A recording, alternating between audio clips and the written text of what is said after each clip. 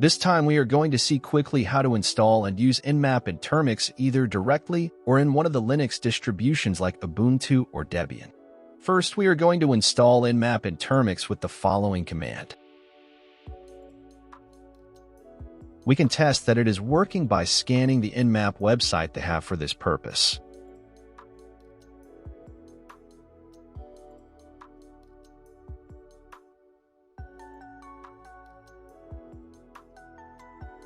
Next, we are going to install it in one of the distributions available with proot-distro. In this case, we are going to use Ubuntu. We log into the distribution and install NMAP with the same command as in Termux.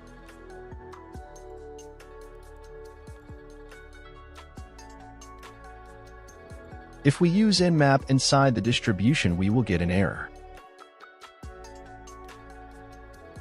To fix it, we need to use NMAP with the attribute unprivileged.